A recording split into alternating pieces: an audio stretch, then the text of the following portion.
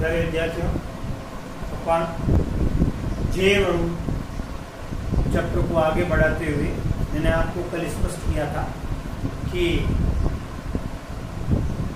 Carbohydrate तीन प्रकार के होते हैं: मोनोसैकेराइड, ऑलिगोसैकेराइड, पॉलीसैकेराइड। अब अपन बात करते हैं मोनोसैकेराइड। मैं आपको मोनोसैकेराइड में ले चलता हूँ। ये मोनोसैकेराइड,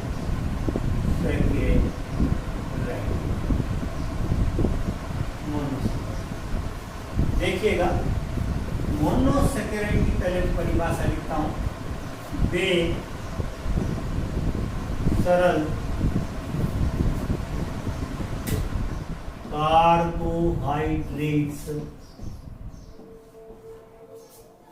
कार्बोहाइड्रेट्स जिनका जल अपघटन नहीं होता है,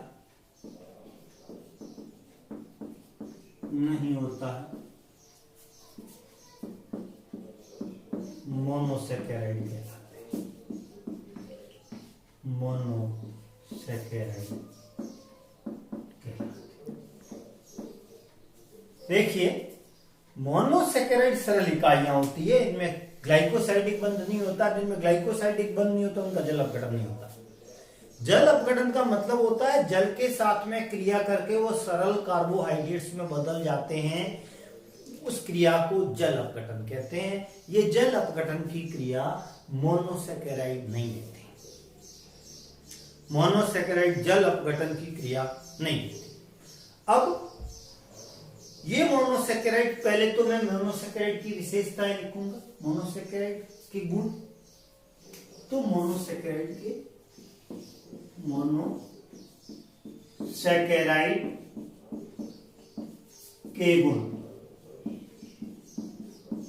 मोनोसैकेराइड के गुण।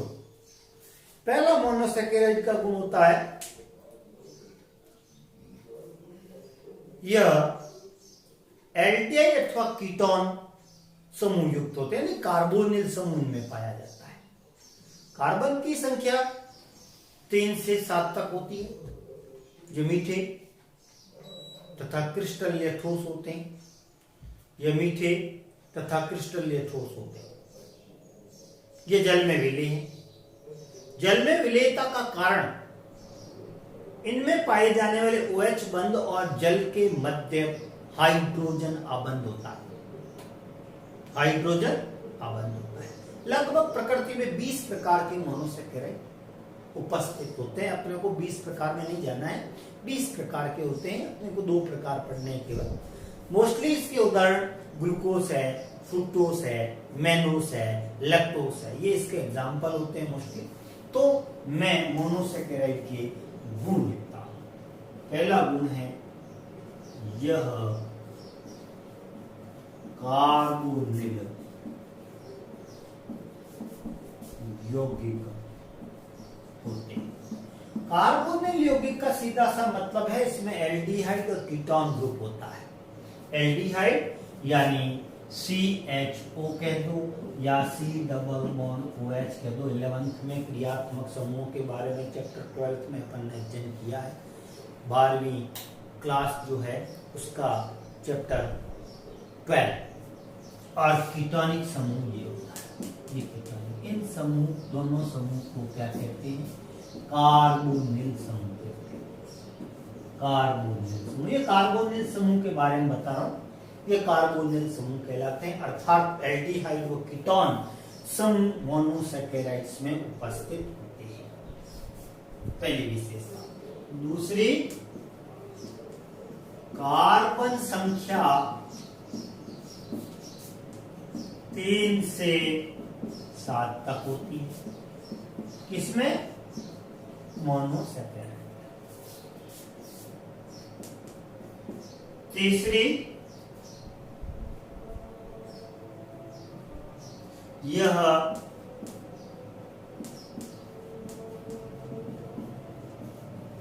क्रिस्टलीय ठोस तथा मीठे होते हैं।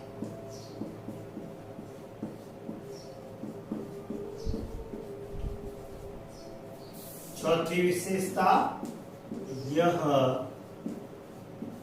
जल में विलीन होते हैं।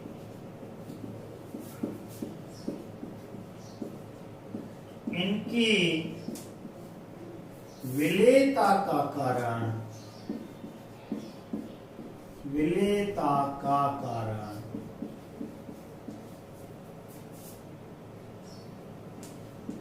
OH समूह व जल के मध्य बनने वाला हाइड्रोजन बंध होता है। बनने वाला हाइड्रोजन बंध होता है। बिल्कुल धीरे धीरे चल रहा हूं मैं।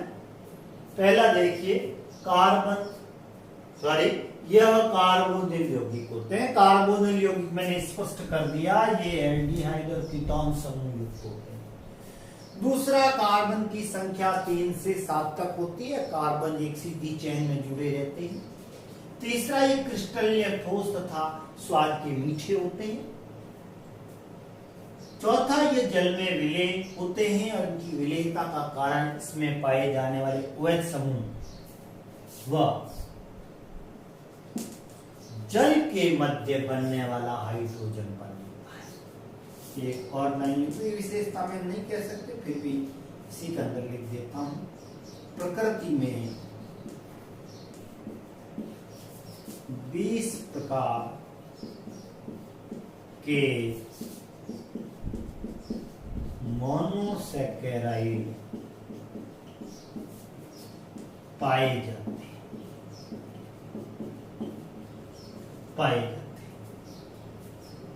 अब मोनोसैकेराइड को अपन, ये क्रियात्मक समूह दो है ना, ये इस आधार पर दो भागों में बांटते हैं। अगर किसी मोनोसैकेराइड में एल्डिहाइड समूह आ जाता है तो उसको कहते हैं एल्डोस, और कीटोन समूह आ जाता है उसको कहते हैं कीटोस। एल्डिहाइड समूह के साथ OH समूह की संख्या 3, 4, 5, 6, 7 ये आ जाए तो एल्डोस, और कीटोन के साथ OH समूह आ जाए तो कीटोस। क्या नाम है? एल्डोस और कीटोस। तो मोनोसैकेराइड क्रियात्मक समूह स्पष्ट किया मैंने ऊपर कि इसमें कार्बोनिल यौगिक होते हैं। ये कार्बोनिल यौगिक होते हैं, मतलब इसमें एल्डिहाइड और कीटोन समूह ही होते हैं। अगर किसी कार्बोनिल यौगिक यानी मोनोसैकेराइड में एल्डिहाइड समूह है तो उस मोनोसैकेराइड का नाम क्या होगा? एल्डोस। ये मोनोसैकेराइड एक टाइप प्रकार। मोनोसैकेराइड दो प्रकार के, एक एल्डोस दूसरा कीटोस।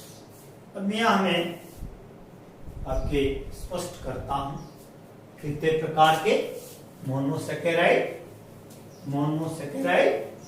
दो प्रकार।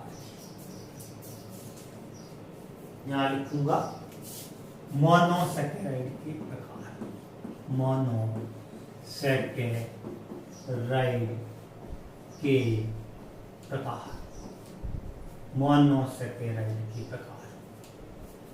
मोनोसैकेराइड के प्रकार। मैंने आपको क्या कहा?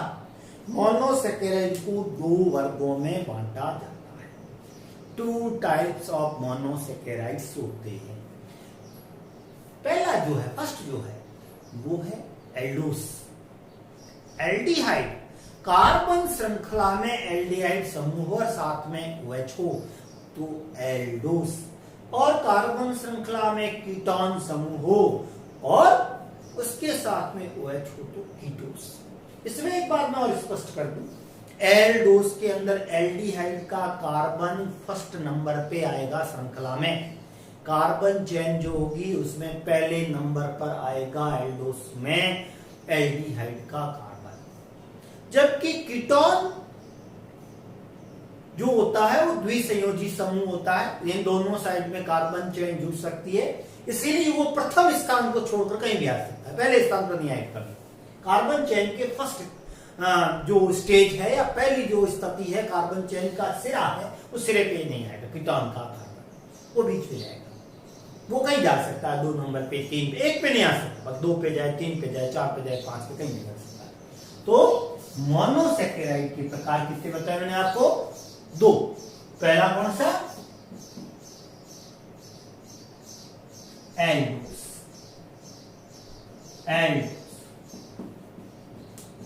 दूसरा कौन सा? कीटोस। क्या कहूंगा मैं एल्डोस की डेफिनेशन क्या दूंगा? किसको कहूंगा एल्डोस?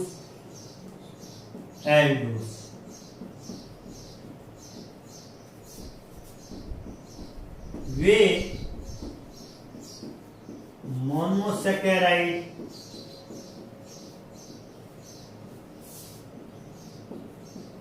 जिनमें एल्डिहाइड समूह यानी C डबल बॉन्ड OH श्रृंखला के प्रारंभ में जुड़े होते हैं।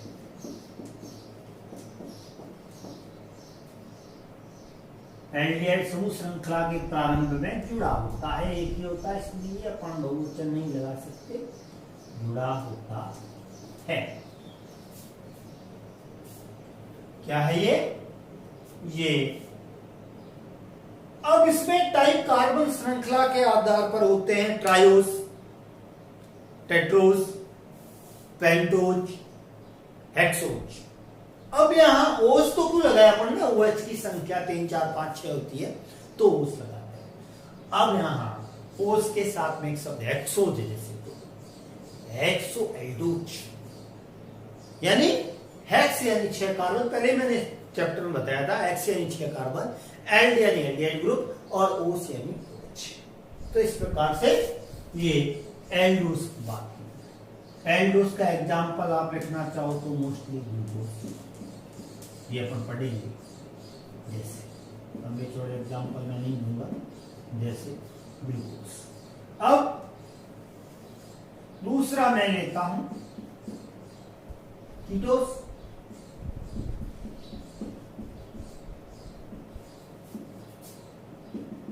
वे मोनोसेकेराइड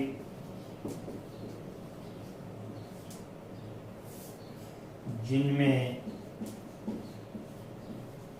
कीटोन समूह यानी C डबल बॉन्ड O श्रृंखला में प्रथम स्थान को छोड़कर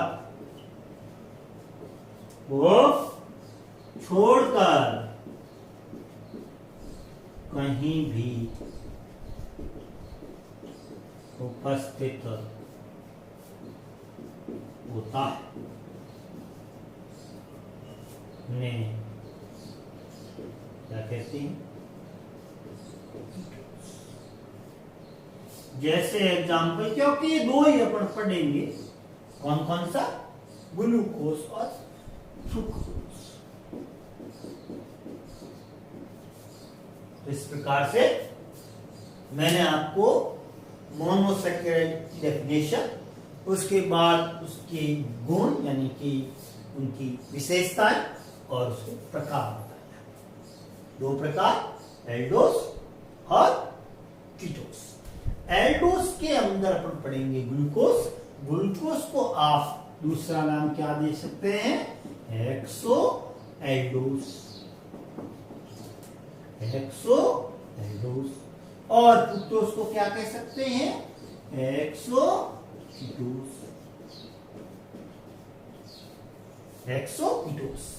अब मैं आपको स्पष्ट कर दूं कि एक्सो एल्डोस और एक्सोकीटोस ये अपन आगे, इससे आगे टॉपिक यही आएगा। ये थोड़ा इसमें ग्लूकोज का पार्ट थोड़ा बड़ा है, ग्लूकोज थोड़ा लंबा है और फ्रुक्टोज का ज्यादा नहीं स्ट्रक्चर है, उसकी गुण और रासायनिक गुण वगैरह नहीं है। इस प्रकार से मैंने आपको मोनोसैकेराइड बताया है। आप इस वीडियो को अच्छी तरह से देखिएगा और घर में रहिए, सुरक्षित रहिए और पढ़ते रहिए। जीवन रुकता नहीं है। धन्यवाद।